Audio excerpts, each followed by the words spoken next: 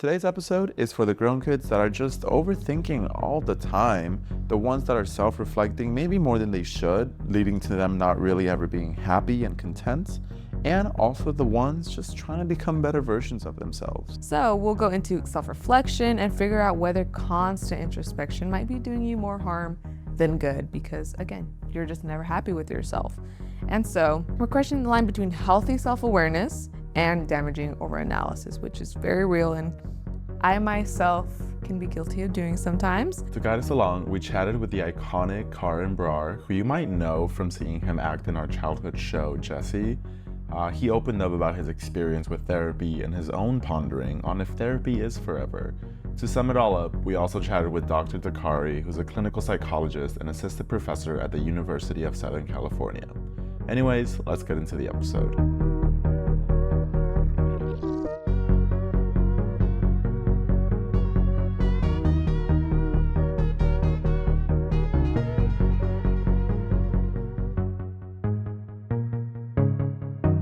Grownkid is made possible by the Schultz Family Foundation, dedicated to helping young people unlock their full potential and successfully navigate to fulfilling careers. Grownkid is made in partnership with Joy Coalition, where purpose-driven content means powerful storytelling. From 13 Reasons Why to Unprisoned, Joy Coalition projects are made to bridge generations and drive groundbreaking conversations. I guess if we're going to talk about therapy and if therapy is forever, let's start by talking about our experience with therapy, of course. Kayla, so you've never been to therapy. I have not been to therapy, though I have entertained the idea, of course, as one does. Why haven't you gone? I haven't. The current reasons for me not going to therapy now, because I actually recently brought it up to you a few days ago, that I was thinking about doing therapy just because I feel that I have a lot to learn about myself. I just don't know exactly how to uncover that in ways that are productive and not just me being in my head or like overthinking certain aspects of my personality or what I do, because I tend to have that habit. But I feel recently the thought just popped into my head, but reasons as to why I haven't acted on it is because I don't want to spend the money, which I know sounds so bad. But hey, things are a little bit tight. You know, birthdays are coming around. There's lots of holidays. It's summertime. Can't be affording to go to therapy and talk it out. And I know that sounds really bad because I should be prioritizing, of course, my mental well-being. Right. But I just lately I haven't been able to bite the bullet, I guess you can say. And also, I think sometimes I know this might sound silly, but in my head, I'm like, oh, should I save it for a time where I'm really down with that? Like, should I save it when I'm really going through a crisis and I need a lot of guidance? Because right now, for the most part, I'm pretty stable. I just have been having a lot of questions about myself and the people around me. So I don't know when exactly is the right time to start therapy. Yeah, like preventative therapy versus like once you're in crisis. Yeah. What? When you put it that way, yeah, preventative, yeah, that's a good, No, that's what it is. That's very true. I used to very much believe in like, oh, you don't need to be in crisis to be in therapy. You could just be in it for the sake of being in it. But after going through therapy myself and after reading a couple of articles about it, I don't know if I necessarily believe that anymore. The first time I went to therapy was when I was 18 or 19. I was 18. Might have been like 19-ish, something like that. Yeah, I was in 2022, so I was 19. I went to therapy because, of course, one, it was paid for, so I didn't have to pay for it. And my experience was, you know, I went on Psychology Today, I looked for a therapist. My first therapist was this like older woman. She was a person of color, so that was nice. She was like in her, 60s, very like, very comforting, very warm, very loud as well. Not loud, but like very energetic. And that was my first experience with therapy. And I kind of approached it. The reason I decided to sign up was because I very much believed in like preventative therapy. And even though there wasn't any crisis that I was in and there weren't any big issues, I just knew that I wanted to see like that there could be something good here for me to explore, even if I didn't quite know what it was. And I was hoping that therapists would help me reach that point. I think I went to 2 sessions before realizing like this doesn't feel right. Really? Why? And there was nothing necessarily bad about my therapist. I think for someone else and someone else's personality type, it would work. She was just a little too extroverted for me. And I don't know if I was able to connect with that. But she was really comforting. She was very much like a great warm figure. It's just I didn't have that connection. And after that, I decided to try another form of therapy. And I found another therapist, and I really wanted to try CBT, so cognitive behavioral therapy. And I heard a lot about it. I remember I was hearing so much about how much it helps. It's one of the most like effective forms. It really helps you unlock deeper parts of yourself. And so I was like, okay, let me go there. And I went to this new therapist. And again, an older woman. She was white, so she wasn't a person of color. I'm Latino, so there was always that. Usually I kind of want to have someone that has my cultural background. But I actually really liked this therapist.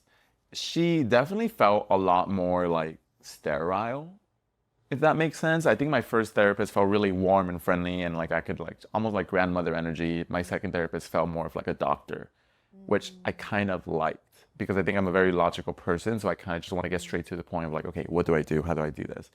I started sessions with her and she had a different approach. The first therapist was a lot more like, let's just talk about it. What do you want to do? What's going on with you? Like giving you like wisdom and advice. And this second therapist was a lot more method. There was a lot more method into it. Methodical? I don't know how to say it.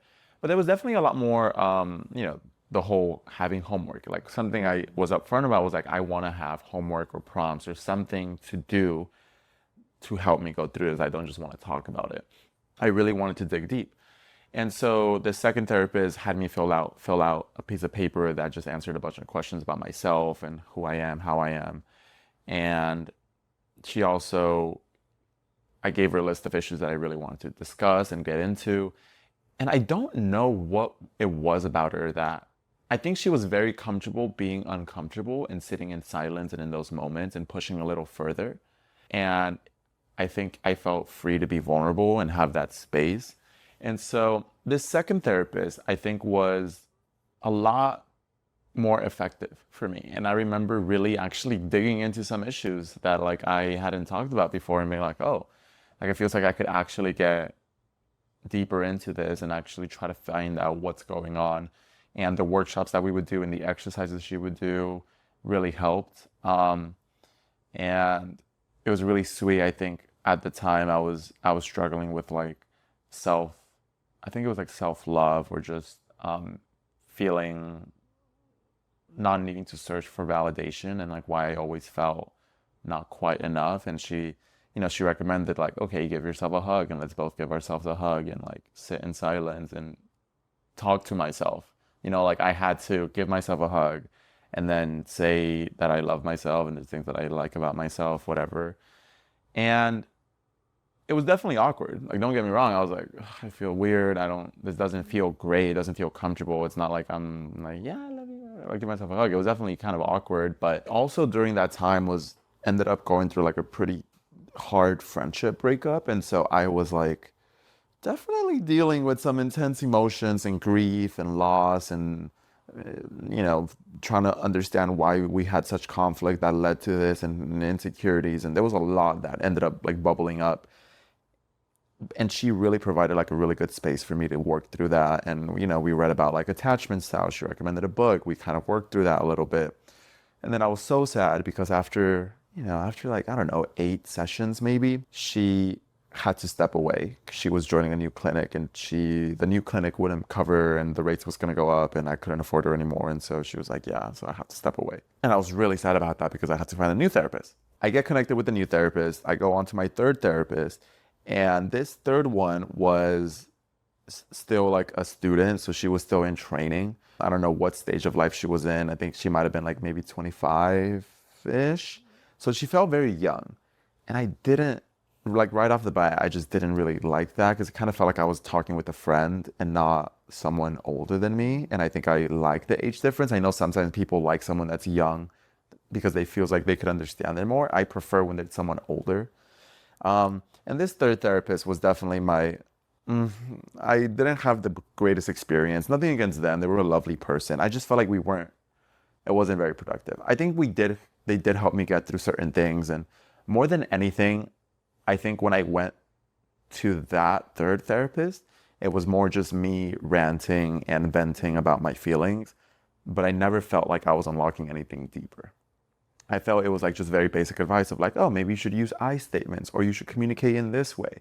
It didn't feel like I was unpacking this like deep rooted trauma and actually fundamentally changing myself the way that I felt with that second therapist. And there was a really funny moment that I remember telling you about that like my therapist, I was telling her about like this. I was like I think I remember. so I was telling my therapist this deep rooted trauma and like I was like, yeah, and it was just so tough and like it was so like this and this and this. And then she just responded with like, facts. And I was like, what the fuck? like what? And Preach. like literally Keep it preach. 100. 100 lit. That's lit. No, I was like, what? She was just like fully just like facts. And I was like, what the fuck? And I tried not to break character. I was like, yeah, it was facts for sure. But in my head, I was like, what did she just say? That's crazy. And the way she delivered it was so awkward. You could tell she was hesitant Really? to like say it, but it was just like facts. And I was like, and after that moment, I clocked the fuck out. I was like, nah, like this isn't. I'm no That's longer so doing a fucking funny. student in training. I'm sorry. Ooh. Oh, wow. And after that, I'm sorry. it wasn't Oh my okay. God. It wasn't Yeah, okay. no, that was not okay. Oh. It's okay. And after that, I ended up honestly like my experience with that third therapist. I went to like maybe like 2 more months of sessions because I was going through a hard time and I honestly just wanted someone to talk to, and she was there and I was in a very lonely spot. But eventually I got to the point where the sessions just felt like as I got better, I was like, I don't even have anything to talk to you about. Like I'm pretty okay, same old.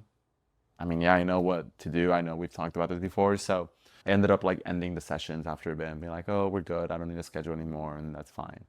And so after that, and that was like what, a year and a half ago, almost. Oh my God, probably, yeah. It's been like a year and a half since I've been in therapy, and honestly, I haven't felt the need. One, because it's not paid for anymore, but also even if it was paid for right now, I don't know if I would. Yes, there's times of crisis, but not enough for me to want to do it on a weekly basis. Do you see yourself doing it maybe in the future again? Oh, yeah, for sure. Okay. Oh, I would love to go back to therapy and do more like intensive work. And I think there's still a lot that I want to figure out. But, you know, the therapists that I think can do real solid work are expensive.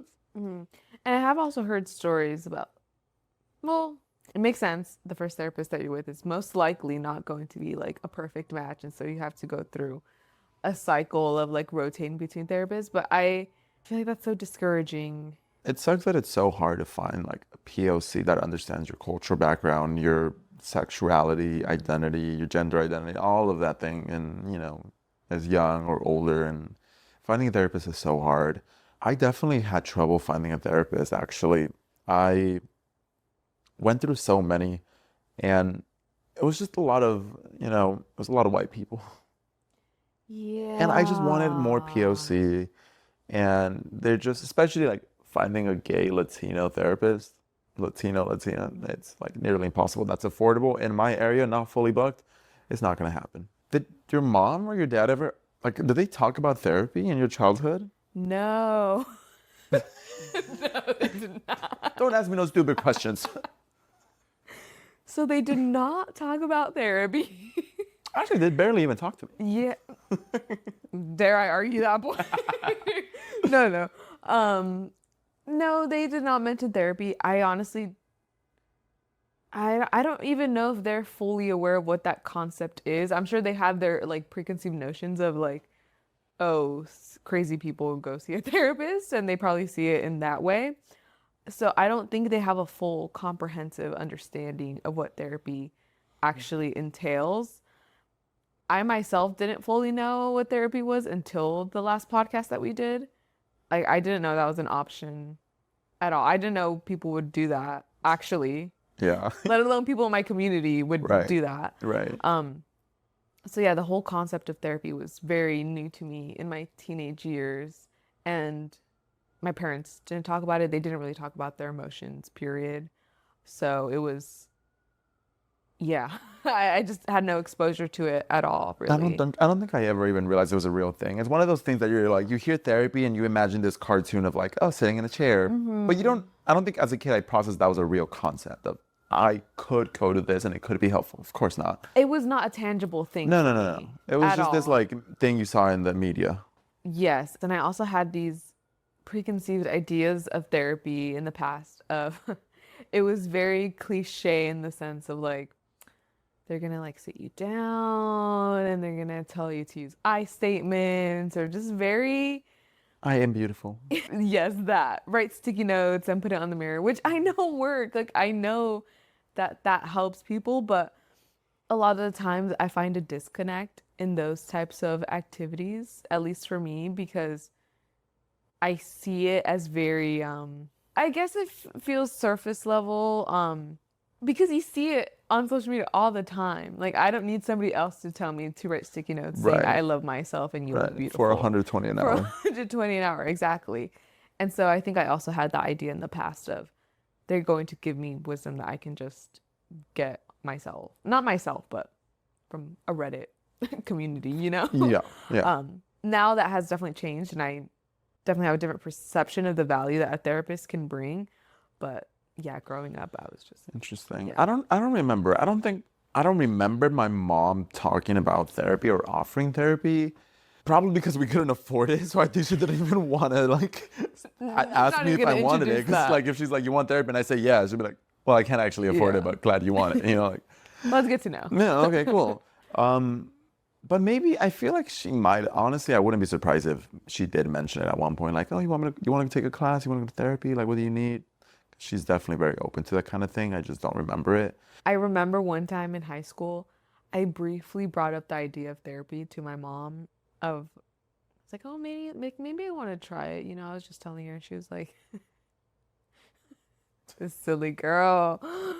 Love my mom. Let me clarify. I love my mom, but she said something along the lines of, like, why would you do that? Like, why don't you just go to church?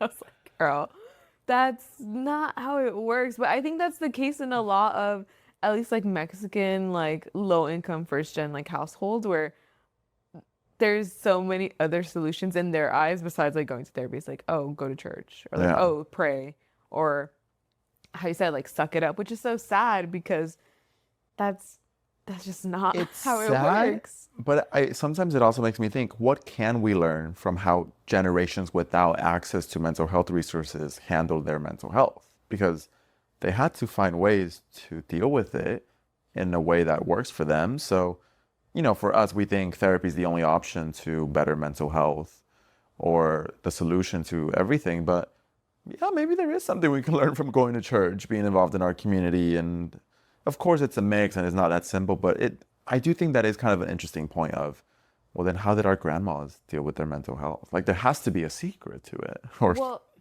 well, yes.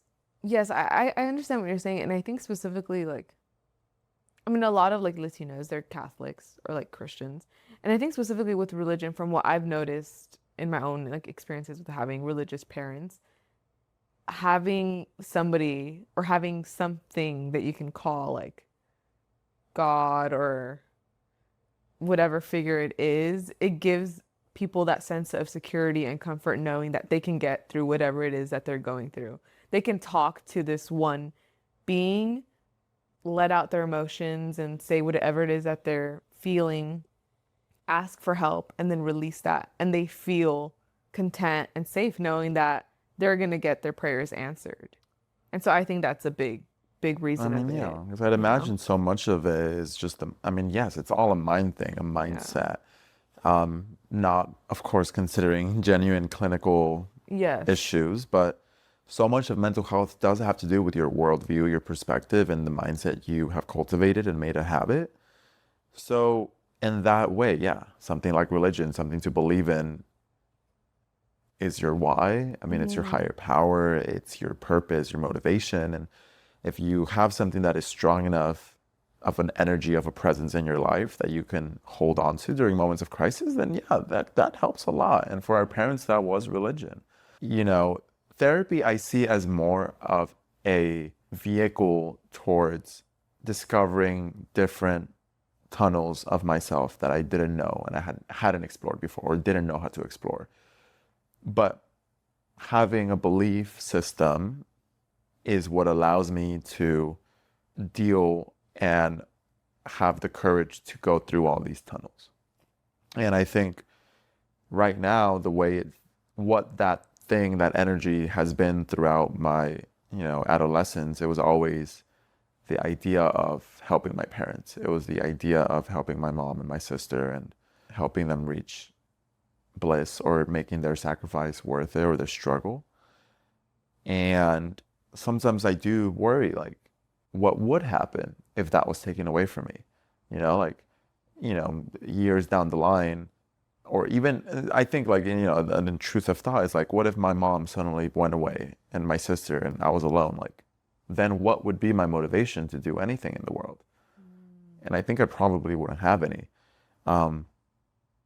And it's interesting talking to people that, whether they lost their parents at a young age or something, to see what they found, what was their why. Why are they still deciding to keep on living and struggling and dealing with everything? For a lot of people, it's work. For our grandparents, it might have been their community. So all in all, I think, yeah, mental health also just isn't therapy is the only way. It's like purpose. Purpose is such a big part of it. But the other thing that I want to talk about is like, what is the line between overthinking, self-reflection, pondering, and when is it good to, have that reflection and really tune in with yourself? And at what point does it become harmful to just be overthinking and overanalyzing everything all the time? Oh, that's an amazing, amazing question. Such because a good question. Thank you for bringing that up. Yeah, because that's something that I struggle with myself. I am definitely Are you an overthinker? Yes, I'm an overthinker. Oh, baby. Thank you. No, I'm just kidding. Yeah, I'm an overthinker. I feel that a lot of the times I will just think about my actions, think about what you did. Maybe I'm like punishing myself. No, I'll a lot of times like I'll think about certain situations or experiences that I had, and it's always I should have done this instead, or maybe I was too blank. Maybe I was too harsh. Maybe I was too whatever. But I find a pattern that I've been recognizing recently is that, and a lot of times I'll just have to like ask one of my friends, and I'll be like, was I right when I did that? Like I just need to get that validation and confirmation. But even then I'm like, oh, but you're my friend, you have to say that. You have to be on my side, even though I know that they would tell me the truth. It's different. But like you were gonna be so okay. Yeah. You didn't need to be thinking that much about it. Interesting. I honestly feel like I'm an underthinker sometimes. It's like, you don't think. Yeah, like maybe it's like I should think about this a little bit more before I do it. For better or for worse, I don't think I'm an overthinker, to be honest. I'm very quick to just think, let go, say, move on, whatever. I think, however, I have a tendency to be paranoid that I'm not thinking about it enough as a result. And so I compensate by overthinking. And, like, oh, am I an overthinker then? Okay. I am an overthinker because I think that I underthink. And so I spend all my time being like, oh my God, is there something that I'm missing? Is there another angle that I haven't thought about? Is there something else that I forgot? And I need to spend like 10 more minutes a day thinking about it just so like I don't want to miss anything. So maybe I am an overthinker. Gosh, I don't know. I think I just reached the point at times where I just think, what the fuck am I doing? I'm wasting so much time, so much energy, so much everything, just being fixated on things that do not, like, they don't matter in the grand scheme of things. Like, why am I so intent of just ruminating over these things when I could just free myself but also, from I the think shackles? it does make us more self-aware. Yeah. And there's people that need to think a little bit more. Because I'm like, why do you think that? Like, have you ever even took time to think about how you actually feel, what you actually want to do? So it seems like there's a very fine line between overthinking and just healthy analysis. Interested in a career in mental health? Check out the Youth Mental Health Corps, a new program created by the Schultz Family Foundation, Pinterest, and AmeriCorps, where anyone with a high school degree can gain experience, skills, and a credential during a year of paid service in the mental health field. You can learn more at youthmentalhealthcorps.org or by checking out the link in the description. But anyways, now I want to introduce one of the most full circle moment guests that we've had on this show, and that's Karan Brar, who, if you don't know, was on the TV show Jessie, which is like such an iconic childhood show. If you never saw it, where were you? What channel were you on? But anyways, no, we reached out to him because he wrote a really vulnerable and authentic piece on Teen Vogue about his experience with therapy and grief and just kind of going through life and having this sort of like a crisis in a way. And we thought it was so perfect for this episode as someone who had been in therapy and finds it a really useful tool. With that being said, up next is our conversation with Karan Brar. It's just a snippet, but we talked about so much more. And so the next full episode, the full interview, will be coming out in a couple of days. So also stay tuned for that. Anyways, here's our conversation with him. You have a crisis every 7 years. Yeah. Your last one was at 21. Okay, 21, where do we I was start literally with the like, crisis? I was like, culmination, rehab. Let's do it all right now. Let's get it out the way. Yeah. Okay, so wait, what, a crisis every 7 years? Yeah. So when I was 7 years old, I called it my like quarter life crisis. And I just would vividly remember like sitting on my living room couch being like, what's my purpose in life? Like, what am I good at? What am I going to provide to this world? The immigrant. Yeah. Like literally me at 13. Time to give back to the and world. I felt like all these guys around me in elementary school had this identity of like being in sports, and I didn't have that. And I didn't know what I desperately wanted to cling on to something. And then eventually that kind of led me to acting in a really beautiful way. And I think when I was 14, I had a lot of stuff happening internally for me. I think that's when it was really bizarre, but it was like a switch that flipped, and all of a sudden I was, my mental health issues kind of just like awoke in a way, and I didn't know how to hold that. And I also felt like a loss of identity because maybe I wanted to be perceived as more mature and more complex, and I wasn't sure what identity, I think I was literally freaking out about like, I don't even know what kind of clothes I like what, I was so lost in that. And then 21 was, whatever I had built for myself had kind of just imploded.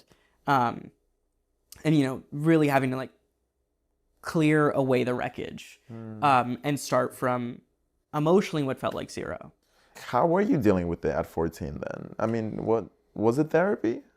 No. It was actually, it was my best friend Cameron, like at the time. Like, I think, we were working on the show together and we just spent so much time together, and we lived really close to each other. So we'd always spend weekends together. Like Right. We were really, really close. And that continued on. But I think what was really special is that he was kind of willing to keep me company while I was like asking myself these questions. And so I didn't feel alone in the process. I think even at a young age, like he probably knew like I can't provide him any of the answers, but I can provide him company. And that was worth a lot. And then eventually, like as we, grew our friend circle, like that's more people kind of joined that journey for me. And yeah, like 14 was really confusing. I think one of the toughest things for me was just like feeling these intense emotions with like really, and not to speak hyperbolically, but it was really debilitating anxiety to like extremes of like chronic depression, and being like, okay, I Googled like there's situational and then there's like chronic. And I was like, well, maybe it's situational. Like, let me give it a few years. And a few years passed. And then, my close friends at the time were just like, yeah, this feels like a part of, like, we believe what you're feeling. This feels like a real part of your life. And it feels like you might need some extra support. And I think my friends for a couple years were really trying to gently usher me towards like therapy and like getting help. And I don't know what that fear was necessarily, like why I was so afraid to get that help. But it wasn't until I was like 20 that I actually started seeing a therapist regularly. And then it took me even longer I think I brought it up to the therapist that I was working with at the time. I was like, maybe I should see a psychiatrist. And she's like, yep. Yeah. I'm glad you said it. She was like, oh my God, what a great idea. What a great idea. And that really, changed things for me. And I don't know why I waited long, but. Were you diagnosed with something? Yeah, at the time it was a generalized anxiety and major depressive disorder. And then by the time I ended up in treatment, at the time, I also was experiencing symptoms of post-traumatic stress disorder. But eventually, through EMDR and other therapy, we're back to the baseline, Yeah. And now it's everything's more stabilized. There's a consistent routine of, meds and therapy and whatnot, that keep it, even keeled. But even still, I'm having to always be in acceptance of oh, wow, okay, this is a depressive episode and this hasn't happened in a second. That's tough to hold. And you've been in therapy ever since, consistently? Yeah. One thing that I've been, the theme of the episode, but also something I've been asking myself is, how much is too much therapy? And at what point am I hindering myself and not being, because it's not about being invincible, but it is important to be a resilient person through this world. And being able to, the nicks and scrapes, those are what kind of define us as people, and really, shape us. And if I expect to go through the world unscathed, then it's just not realistic and it's just not healthy. But I know I had to kind of I was well, do I go to the extreme of not doing therapy at all? And do I feel like I'm not getting anywhere because I feel like I've really built this muscle of self-awareness? Or do I just need to stay on the same track? And given my history and everything that I've been through, and also inviting my friends into the conversation and being how do you feel about me doing less therapy or more therapy or whatever it is? And a difficult truth that I've had to come to terms with in my life is, if I want to be a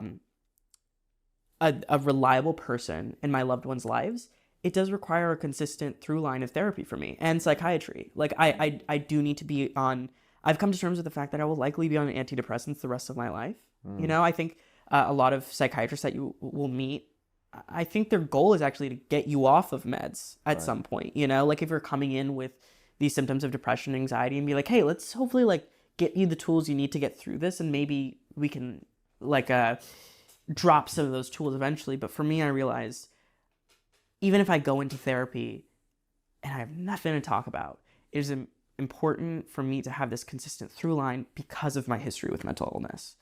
And because once I let go of that, it shows up in really negative ways for the people that I love. And they're having to lift the weight that they are happy to do, but they shouldn't have to do, I don't get to show up as the fun Karan that and not that I need to be the fun Karan, but they don't get to just hold life with me. They instead have to carry me. Yeah. And I don't want my friends to always have to carry me. And one thing is just, what does it feel like when you don't have anything to do in therapy? I mean, what is your goal during those moments? Are you really, how do you see those sessions and those periods in your life where you're I actually don't have anything to talk about. Life's been good, all is good. What is your mindset and how do you approach that? I'm very type A, and I will have for a while there, I would have a running notes page of things that I wanted to talk about in therapy. That it would just be, sometimes I wouldn't even have a fully developed thought about it. I'd be oh, I had this, I had this reaction to this thing this person did. I wonder if it's linked to that, whatever it might be. Sometimes I've even emailed my therapist and been hey, by the way, this is something that important this happened this week. I think life might continue to happen, but I want to prioritize this the next session. And when I do have those days where I'm just nothing I don't have anything to deal with, I think it's equally as important to talk about the good stuff just as much as you talk about the bad stuff. Because like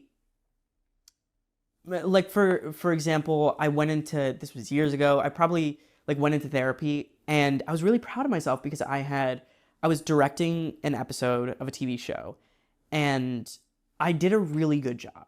And I knew I did a good job, and I was really surprised at how well I did in a leadership position, and how natural that felt for me.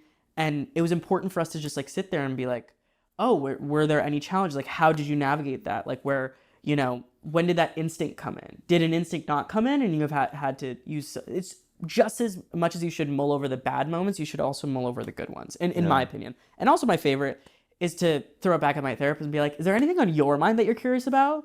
And sometimes my therapist will be like, actually, there was this one thing you brought up ages ago that I've been meaning to check up on. And we'll, you know, circle back on it. That's fascinating. Yeah. And I mean, like being in therapy for so long, and like how you said, like having a running list of things that you like want to go through and talk about. Do you ever feel like, I guess, just overwhelmed knowing that like there's always going to be something to address? I mean, obviously it's life. Like every weekday, there's something new in our heads. But do you ever feel just like overwhelmed and maybe even frustrated at that? Yeah.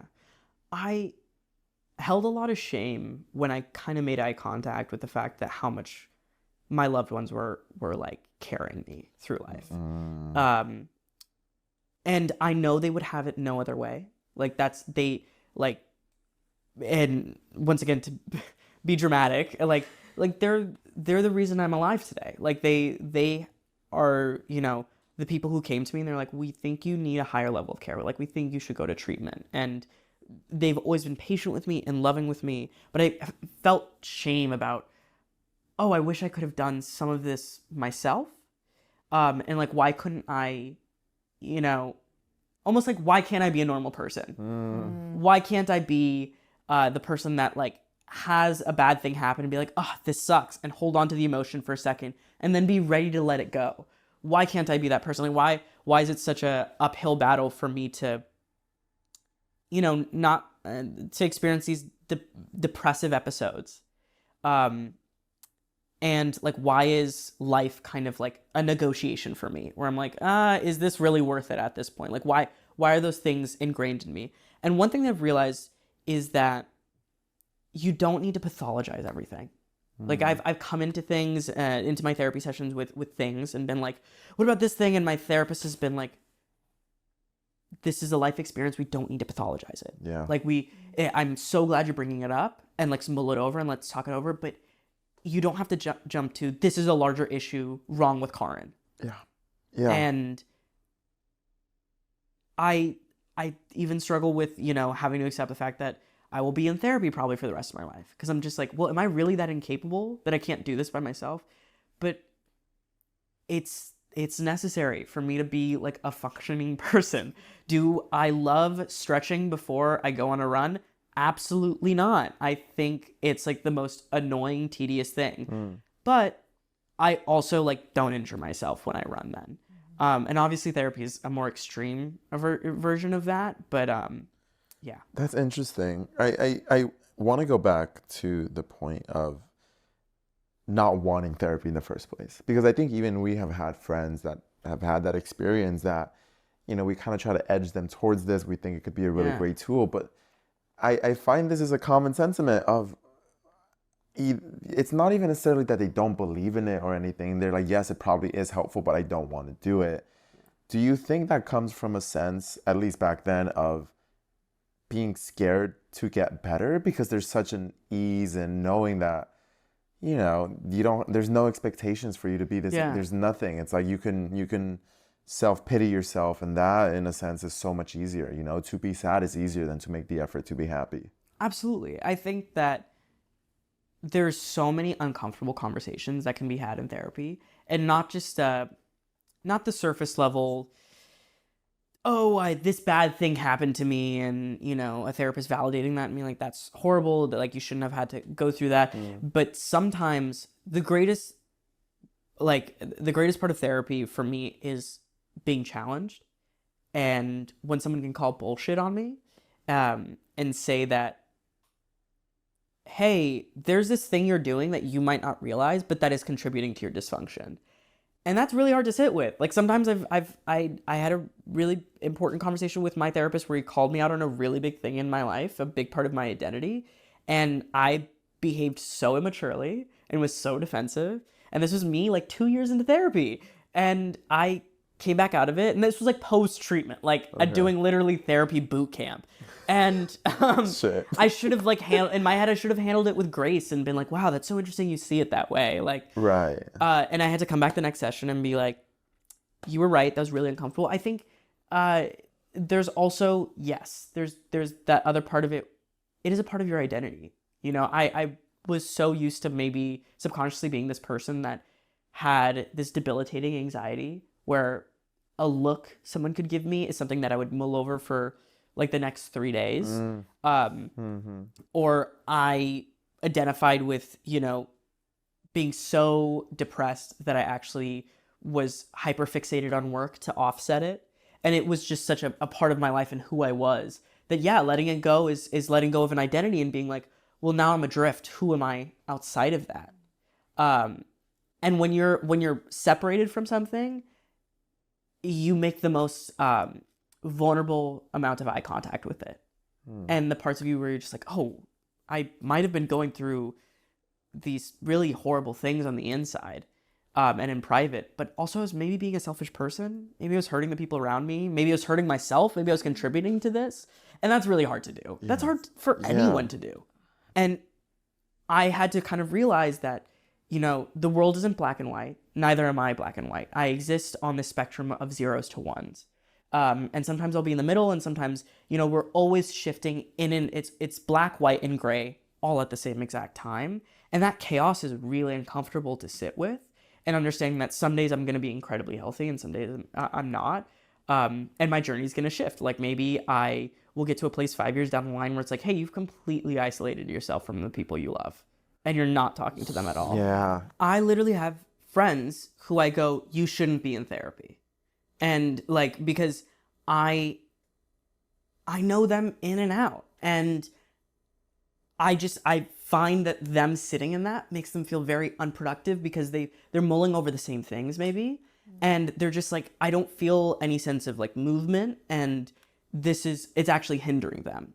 And I go, you know what? I actually think, like, in my opinion, you might be going through an uncomfortable time in your life, but this is a good time for you to like trust yourself and know that you're on the right track. Yes. Once again, for me, alarms if I'm not in therapy. Like alarms. Not because like I'm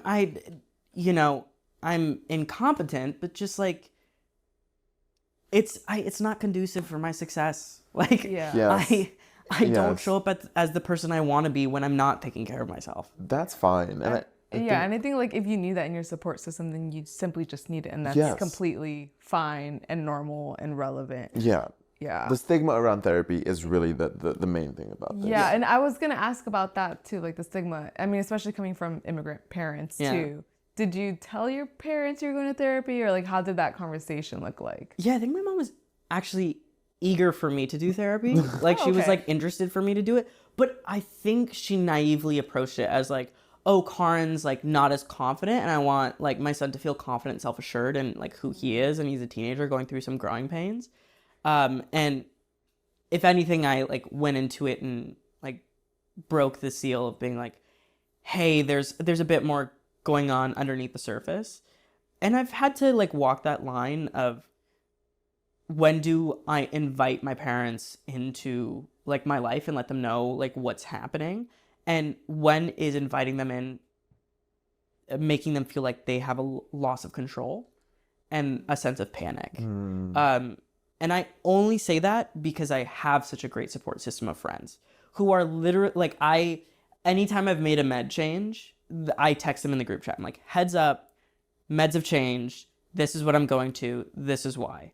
And they're like, cool, got it. Like we know. And that's because they're a trusted group who can like help monitor and advise and be like, hey, are you okay? Like this doesn't feel right. That's amazing. I think we could all need more of that. And even updating someone on your meds is so particularly fascinating because I think there's such a stigma even around saying you're taking medication, not just for mental health, but for anything. It's like to know you have a small condition. It might not be a big deal, but there's like, I mean, there's a, surely rightly so, a sense of privacy and like very secretiveness nature of that, but also like it could be so relieving to know people know, Yeah. like people know this is happening. It's not just existing within yourself and your therapist.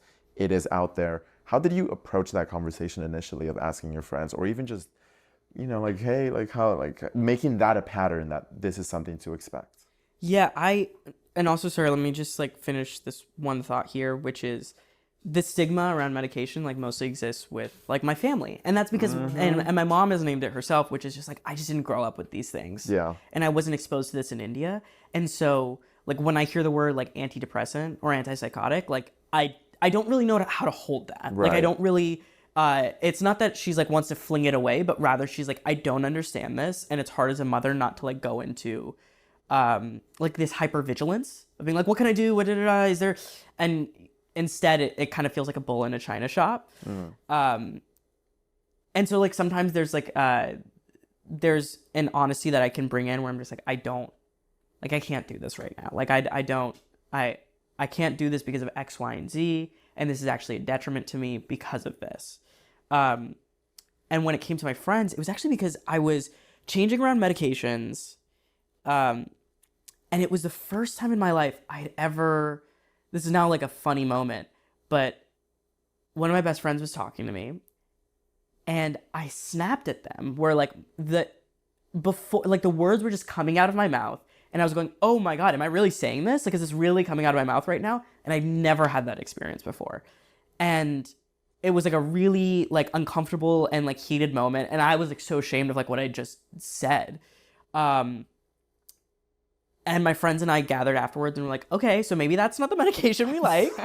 Maybe this isn't our one. And like, that's kind of really what sparked it, where it was like, okay, if maybe I'm more like agitated than usual. And it's like, well, okay, Karan's tapering up or down from medication. That can provide us some context as to what's going on. Or like, hey, Karan's been on this medication for 6 months. This behavior seems like, he seems pretty even keel and this is good. Like, this is fine. It's such a full circle moment to be interviewing someone that you used to watch on your TV screen when you were a kid. Like, I think that is just so fascinating. I mean, Karan is such a great person. You'll see our full interview with him later, which was so funny. Like, we were actually having such a good time. We had to like settle in and be like, okay, let's stop just like having fun. We got to lock in about what the episode is actually about. But yeah, I hope you guys enjoyed that, because I mean, he's so real though, for just knowing what he needs and his patterns of like, I have a crisis every 7 years. Like, yeah, like honestly, that's what I'm starting to realize with like winter. It's like I thought I was safe. I really did. But now I realize it, like every like October, September is just so rough for me. Like, it is tough. And then it's like, I don't know, it's maybe the change of routine, because you go from like summer to like slowing down a little bit. And then by November, December, I'm like used to it and I'm good again. But God, September and October are rough. Yes. I used to think that I was not a victim of seasonal depression. But again, I don't know if it's this year in specific or I don't know what it is. Something is in the air. But October and November have been deadly for me. But it's okay. But yeah, Karan, I really do admire how well he knows himself. I think that's such a good skill to have. And knowing that therapy helped him with that. And that's something that he's actively choosing to still carry on in his life for like the benefit of his own mental health is like really, really important. And if you need therapy for your life or for 5 years, however long, as long as it's benefiting you to the point, then there's nothing wrong with that. Don't let anybody tell you that therapy is only for a certain amount of time. It's for however long works for you. And up next is Dr. Dakari, because obviously we really wanted to know, like, is therapy forever? Are you too smart for your therapist? So we asked our next guest, Dr. Dakari, all these questions to see if maybe we can all use therapy, even if it's just for a little bit.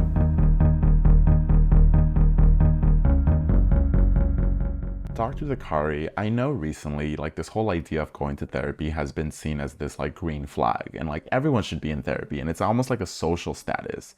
And I know therapy is seen as a long-term commitment, and a lot of people use it as a tool during very specific phases of life when they really need it, like a breakup or a friendship going away or a career change.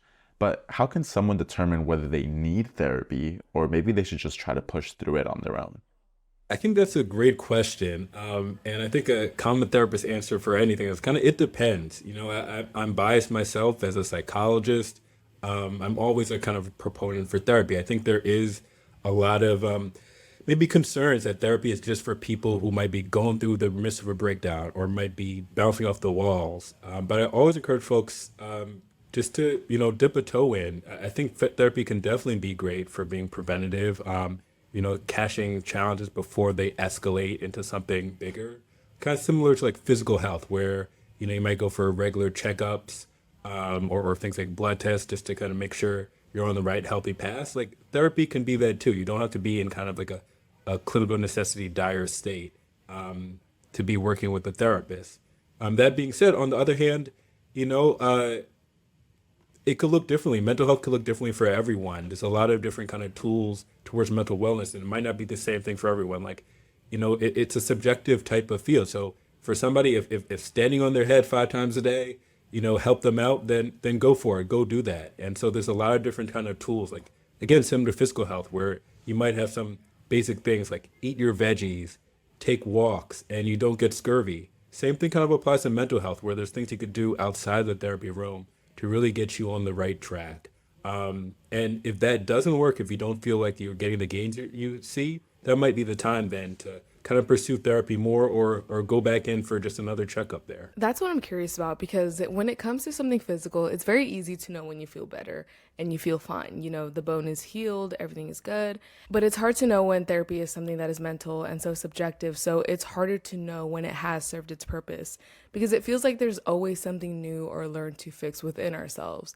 So what are some signs that someone should look for to recognize when they've reached the point where they might no longer need therapy or maybe could take a break from it? So, when I work with my clients or, my colleagues' work, they really try to set up goals from the beginning, just to keep people on track. And so I think, people, when they go into therapy, should have that expectation to kind of set up goals and define what progress means to them. And so for some people, that might look like sleeping 8 hours during the week. For some other people, that might be being less irritable and snapping less with their partner. But whatever it is, kind of define those goals with the therapist. So as you kind of, go into the therapy sessions, progress over the weeks, and you might have different challenges that come a different day or session to session that you might talk about, but you could always kind of re-ground yourself in those goals. And so when you feel like you're starting to be less irritable, when you feel like you're maybe not 8 hours, but you're getting 7 hours, that could be a time to either regroup and set up new goals, or maybe take a pause and be like, hey,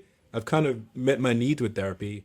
I'm going to try to handle it on my own. Like as a provider, as a psychologist, I definitely always emphasize like the purpose of my role is for folks to not feel like they need me anymore.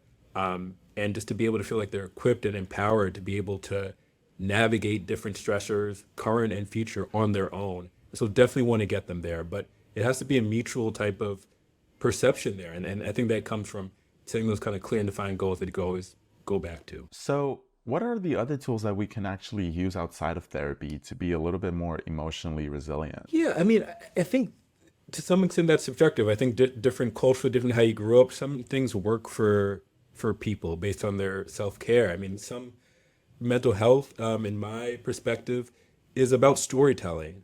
And that could be a positive story, that could be a negative story. And a lot of times when we do experience stress, we do experience negative feelings that comes from really internalizing a story that's been told about us by people we meet, by experiences we have, that is oftentimes unhelpful to our well-being. And so trying to reframe that story or shed the negative parts of the story while keeping the bad parts of the story could be helpful in changing our narrative. Yeah, and that's my main question is what's the balance between healthy self-reflection and just like obsessive and this constant introspection that is maybe just doing more harm than good because you're focusing on all the areas that you need to grow in versus just accepting where you are and acknowledging and honoring the growth that you have already been through. So Especially when you're constantly getting fed this idea of like self-growth and self-help. Like, how do you find the balance of maybe I don't need to be constantly growing and maybe I can just sit? Yeah, I think it's something that sometimes you just have to take there because of what you're saying. We kind of get inundated with a lot of that self-care is less about self-care, but more about often of like a burden where it's like another thing on the to-do list, another thing we kind of have to do that could kind of do the opposite of what self-care is meant to do. And same thing with self-reflection. Growth is great, and that's kind of maybe the difference, like with self-reflection versus too much, which could be rumination. Rumination is when you kind of feel stuck. You're that hamster on that hamster wheel, maybe more stuck in your thoughts where it's not productive. But there's a lot of shoulds, like I should be doing this, I should be doing that. But it doesn't really necessarily lead to growth. It kind of gets us stuck in again, that story, that unhelpful story that we're telling about ourselves. And so good, maybe more positive, helpful self-reflection is where you could find that balance, where you're trying to, whether through therapy, whether through journaling, whether just independently, trying to identify like, what are those helpful parts of my story? What are those unhelpful parts of my story? And how can I leave the unhelpful and take the helpful parts? And that's where self-reflection could be super beneficial to us. But if it feels like we're just kind of getting stuck in that hamster wheel, that's when it's just more rumination and it cannot be kind of positive or doesn't move us forward there. Do you think some people are too smart for therapy, too self-aware? That's something you hear a lot of, is like, I already know all my issues. They can't help. They're just outsmarting the therapist. So why do some people feel like that? And for anyone that does actually really feel like that, what can they take away from therapy? Yeah, I mean, I think similarly, I have heard that before as like a barrier to enter with therapy. I think similarly, like, maybe that requires like kind of just embracing, like leaning into that idea of maybe not, I guess, maybe this can be helpful. I think kind of being open to that. And again, just trying it out. Like, yeah, maybe you're a smart therapist, maybe you have handle everything on your own, but you also don't have to. It also could just be helpful just to have that space to talk it out. And as a therapist, as a psychologist, it's not necessarily like I'm giving all the answers to my clients. I definitely defer to my clients' expertise. They're experts in their own life, in their own careers, own fields. And some of my role is to just be a guide there, ask some supportive questions, help them probe and dive deeper for them to kind of help promote some of that self-analyzing, so they could use their own intelligence and smarts to self-correct. I truly believe that when folks have the resources around them, have the proper kind of pushes and empowerment and encouragement, folks can self-correct. And so some people might need like my expertise based on my clinical knowledge about this works for this issue or that works for, address anxiety or depression, but they have just a lot of their expertise where it's more kind of helping guide them to the answers that might already be there, but they haven't had the opportunity to have that guided self-reflection around. And so I would say for folks that maybe think they're smart to the therapist, like maybe they are, but I think it could still be beneficial as in terms of promoting self-reflection in a prompted and guided way there.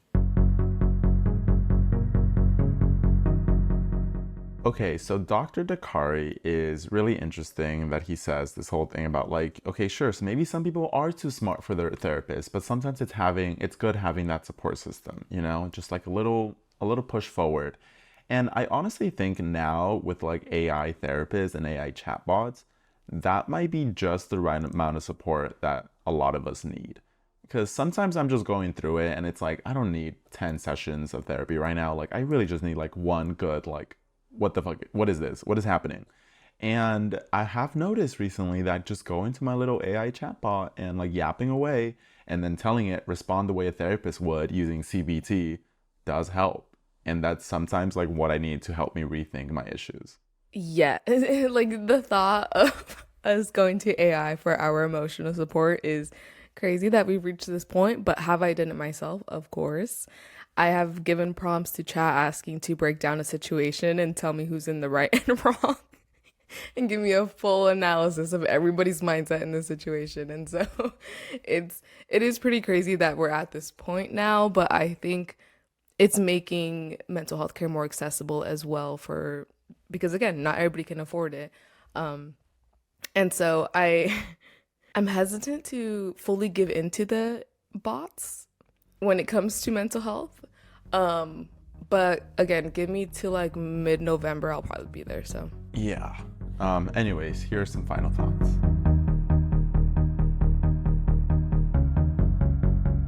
If I did go back into therapy, I do think it would do more harm than good because I would spend so much more time thinking about my issues. And that's the other thing. It's like, am I not thinking about my issues enough? Am I avoiding my issues? Or am I just, they're not that important, so I'm okay. Like, you don't need to constantly be self-improving. Like, that's the other thing I wanted to touch on is you don't need to be in this like endless pursuit of self-growth. Like, it's okay to go through periods where, you know, you really focus in on yourself, you fix some bad habits, and then you enjoy the fruits of your labor and be like, okay, let me actually be a calm person and not constantly be like self-help books, self-growth, hustle, discipline, whatever. Because I feel like if you're constantly on that search for growth, you're never going to be happy with yourself. That's just not an And it defeats the whole option. purpose. Exactly. So it's very counterproductive. I mean, yes, read self-help books, not saying don't do that, but how you are right now is perfectly acceptable. If Yeah. you want it to be. Yeah. If you want it Yeah. to be. If you feel good right now, That's okay. that's okay. Because sometimes I feel like we think that too, like, oh, things are going oddly well right now. Should I be? Yeah, am I not Like, reflecting enough? Am I not reflecting enough? Like, am I Stupid. neglecting a certain area of my life? But no, things are allowed to be okay. And you're allowed to have a period of just stability, even though it might be rare. And even just like journaling helps a lot. You journal. I do journal, not every day. I did do it every day for, I forgot when. It was a certain period of my life where I was just doing it every day because, not necessarily for the mental health benefits, but more so for my memory. Because I have a bad time of recalling what I did like even 2 days ago. I'll just, okay, well now I sound like I need to see a doctor. But, you know, I just wanted to write down my days. But I do journal more specifically when I'm going through rougher times or when I feel that I'm having a lot of repetitive thoughts or just things that I need to like put down onto paper. But if I'm not journaling or if I don't feel like writing, I'll make like video journals or I'll do like audio messages, just anything to get it out of my system and Yeah. something that I can like look back and refer to in the future. Yeah. I think if I catch myself overthinking or not understanding what I'm thinking about or what I'm not thinking about, I journal. That's another thing I learned in therapy is to, I went through a point where my therapist recommended to journal every day, just whatever thought came to mind, not really thinking or having a prompt, and that was really interesting. But, all right, you beautiful grown kids, all you overthinking grown kids and the self-assured ones, it's time to end this episode. Thank you so much for joining us. Remember, we're going to put a Q&A or a poll if you're listening on Spotify. So tell us. And follow us at Grownkid on all socials. Episodes are out every Thursday, and we would love to hear your opinions and get to know Kyle and I more. Of course. So, yeah, guys, don't overthink. Do your best. It's hard. Reassure your overthinking friends. It's okay. Hang in there. And maybe consider going to therapy or maybe consider stopping therapy. Or pursuing alternative therapies. Wow. Whatever Such good works for options. you. Exactly. Whatever works for you. Anyways, thank you all so much for listening, and we'll see you in the next episode. Bye. Bye.